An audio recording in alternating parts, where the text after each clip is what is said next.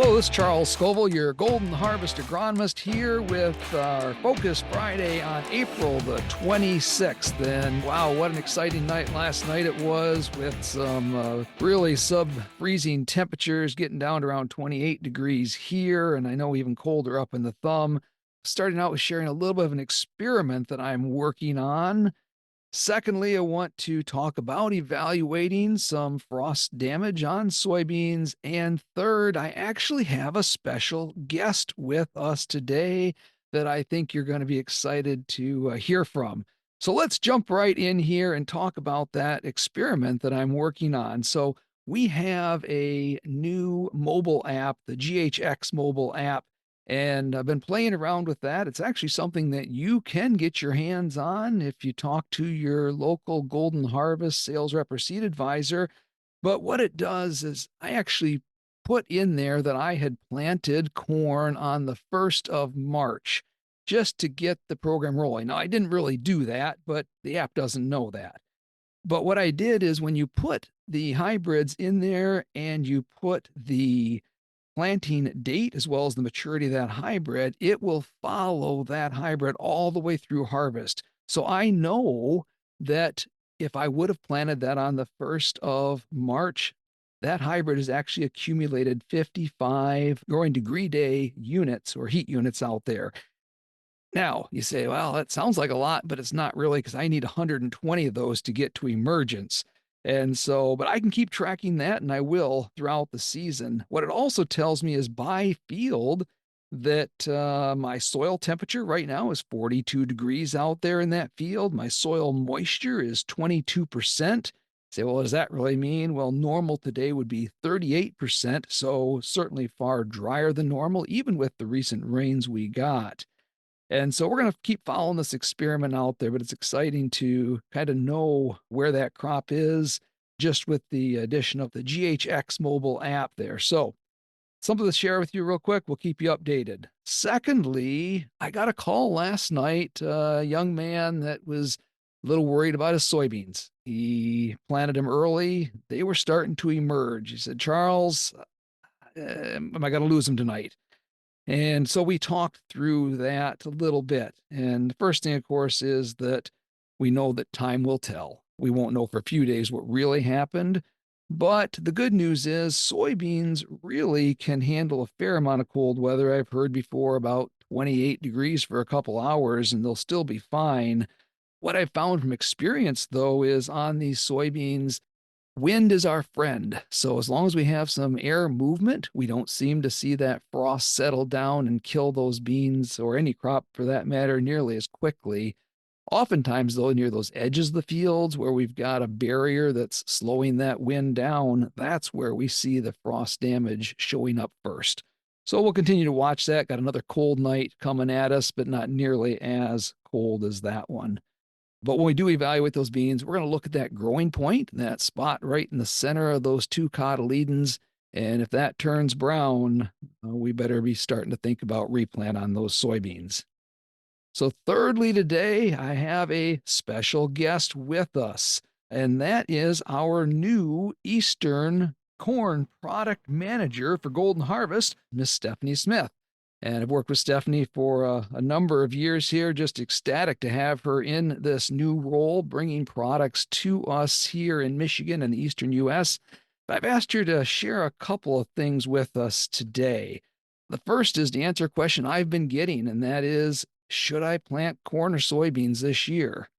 Secondly is, beyond genetics, where's my best first dollar spent on corn production? And finally, I want to get her top 3 things on her bucket list that she can bring to Michigan farmers over the next couple years in this new role. So Stephanie, welcome. Good morning, Charles. Thanks for the invitation to join your podcast. Absolutely. Great to have you, and just couldn't be more excited about having you in this new role, a Michigan person helping to determine the products that we're going to have available for Golden Harvest over the next few years. So let's jump right into those questions. Help my farmers understand here, should I plant corn or soybeans this year? The markets are interesting. What's your take?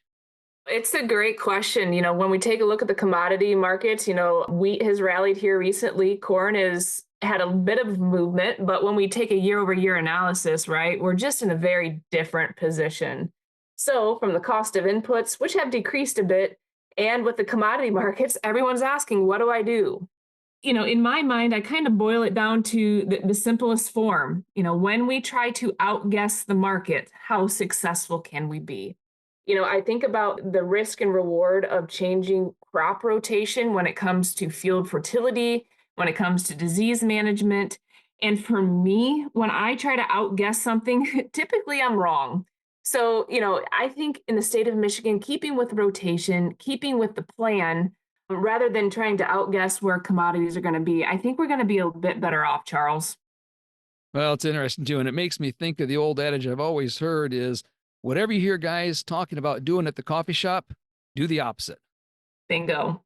Absolutely. It's what we can do in one year of not altering our rotation, we can really have lasting ramifications in those fields. And agronomically, sometimes those are hard to overcome.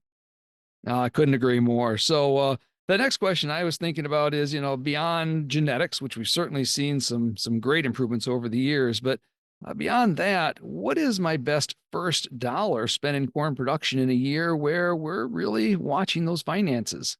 Yeah, we are absolutely pinching pennies. So, the first response to that question, Charles, is a very costly one. What's the best thing I can do to affect my ROI? It's called field tile. And the closer you can space them, the better. However, I do know that sometimes to put tile in, that takes a few years to get alignment. If we're in a place this year where we're going to the field, I really like to take a look at our fertility programs. You know, every company in the industry can produce seeds that can yield 600 bushels an acre. We've seen that in our NCGA competitions. It's all of our opportunity and roles to help unlock that genetic potential. And a lot of that comes from how we feed that plant, when we feed that plant, and what nutrients in our variable soil types across Michigan that we truly need, and maybe ones that we don't. So, when it comes to fertility, I think that's the best bang for the buck. And with that said, it's not just always pouring more on. Sometimes it's about timing, and sometimes it's about placement as well. I couldn't agree more. I think, placement rather of nutrients there versus traditional broadcasting makes just so much sense. And especially with nitrogen and sulfur and some of those things. So, no, I appreciate that. And then the last thing I want to talk about here, I guess, is, I know you've just been in this new role a couple of weeks now, but as you think forward, what are the top three things that are on your bucket list to bring to Michigan farmers that are planning golden harvest seed in the future? That's a tall ask, right? What is top of mind? What is top of mind today is understanding soil variability, right? When we advance corn hybrids, typically those are on our best soils with a lot of care taken and, really going after top end yield. And trust me, I want that as well, but also understanding the variability of our soils when we go to those sandy loams that don't hold water as well. And when we have lower CECs, how do we get these hybrids to show up under variability? So when I think about our processes, I think about what we've done to control our controllables, right? We're dealing Hmm. with the environment, we're dealing with changing weather, we're dealing with living organisms. And, at Syngenta, we do a 2-year testing process to start because no 2-year growing seasons are alike. We have multiple locations across our area and specifically here in Michigan to gather different climate, different soil type, different management. And we're also replicating within site too to make sure, a sprayer track or a patch of, a giant ragweed doesn't throw the distribution of that yield as well. So for me, I want top end yield and I want hybrids that we can push and we can manage to unlock yield potential. That's my name of the game. And with that said, we can still unlock yield potential under, field averages of a 150. If we take 150 to 170, we've been a lot better as well. So really understanding that genetic variability component to unlock yield across our variability across the state. That's truly exciting because, high end yields and as well as consistency of yields under the type of soils we deal with here in Michigan, that'll make success in the future. So, Stephanie, I really appreciate your time jumping on here today. And folks, we're going to continue to watch this weather, continue to collect heat units out there. And for those folks that are waiting to get the crop in the ground, I think we got some warming temperatures coming here in the next week or two. So it's going to be Katie bar the door at this point in time. Once we get through this weekend, get those soils back into condition, we're excited about the year to come. So again, this is Charles Scoble with Stephanie Smith here on our Focus Friday here on the 26th of April. Have a great week.